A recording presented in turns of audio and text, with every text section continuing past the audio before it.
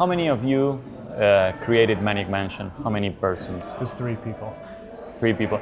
Did you have any idea, slightest idea, when you were building that game that you were going to change, or you were going to make a big milestone in the gaming industry forever? Yeah, no, not at all. Not at all. We were just, it's like I kind of joke, but it's true in a lot of ways. It's like we just spent the entire time just hoping we wouldn't get fired, right? It was just, we were making this thing and it was late and it was over budget and we just didn't want to get fired, and we were just, making this thing, and it's, we really did not think we were doing anything at the time that would spawn this whole genre of these point-and-click games. What do you think is the role or the place of the graphic adventure today in this modern world we're living in? I think it's changed a lot.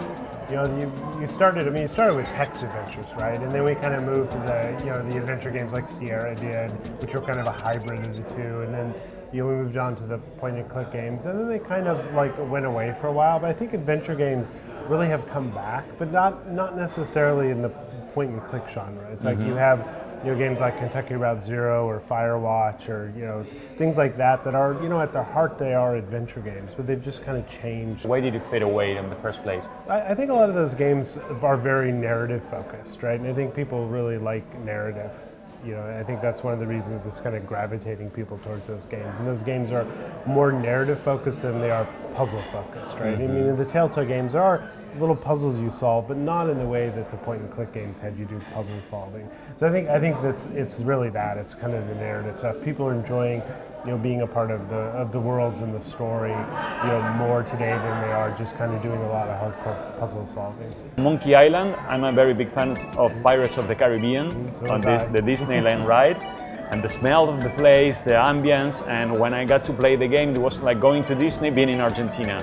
I was traveling to that world I loved so much, but I hate you for one thing. Okay, what's that? The part of the map where you have to find the people that are walking to have the first fights. I was stuck there. There was no internet. There was no help at all, and I was like 2 weeks there, and I went back and I did everything again. I couldn't solve the game.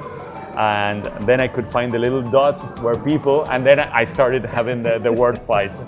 But that was an amazing game, amazing game.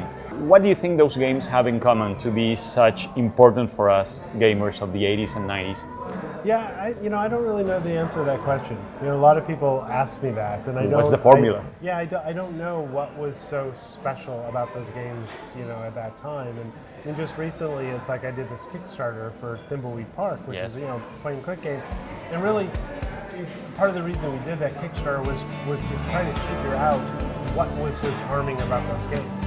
Because I don't really know what it is, and so we just decided, look, let's just make another one. Let's make another one the same way that we used to make those games, and see if we just kind of happen to capture that charm again with this stuff. And it's like I don't really know. I don't know what it is. I wish I did.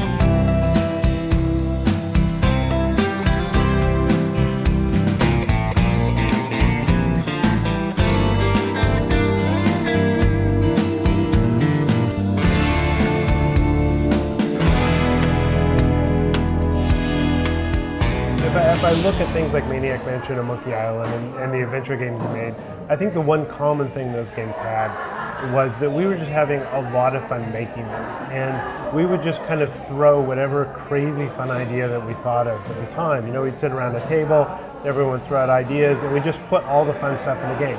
We didn't really have design documents, we didn't have any of this stuff. And I think maybe a little bit of that is kind of what gave those games their charm. And with Thimbelweed Park, that's exactly what we're doing. It's like if we think of a crazy idea, it's like we put it in the game. If it's funny, we put it in the game.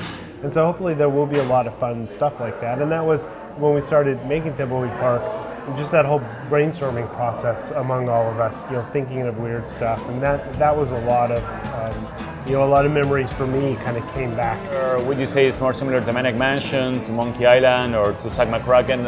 What ambience has it got?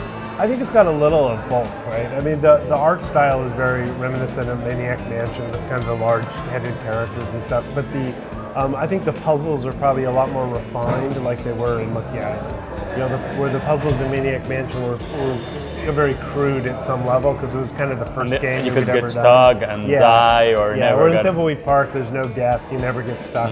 So I think the puzzles are more like Monkey Island style puzzles, but I think kind of the world is a little more Maniac Mansion style. Regarding graphics, you had to go back and you build graphics the same way as you built them 20, 30 years ago? Yeah, it's all pixel art, so it's Mark Ferrari, he was the artist that did the original Monkey Island backgrounds and he did the Loom backgrounds. We brought him on to do all the backgrounds for Thimbelweed Park, so it's all pixel art. I mean, it's a little bit different just because, we have Photoshop today, which is an amazing editor. We didn't, more memory. we didn't have, like infinite memory. For practical purposes, infinite amount of memory. So a lot of the technical things are just so much easier today, than we had back then. Do you think that we'll always keep you making graphic adventures or adventure games, or you expect to go somewhere else? Well, I like narrative games. I don't know. I think we'll have to see what happens with Thimbelweed Park, right? If that game is, even remotely successful, it's like, I would like, to make some more. I ask people, what would they ask you? The secret of Big Whoop. Ask him the secret of Big Whoop. Oh, yeah, I'm not going to reveal those secrets. No good luck. If I ever get a chance to make a third Monkey Island, I promise I will reveal all the secrets. And this guy asked if there's a monkey with 3 heads. If the monkey with 3 heads exists. I've never seen one. Another guy said, in Spanish, you fight like a cow. Tell him, what would you ask Ron Gilbert? And said, you fight like a cow. At the bottom of us, gamers and people who love good games, for being a part of our lives. Yeah, well, thank you. Ron, thank you so much. Thank you.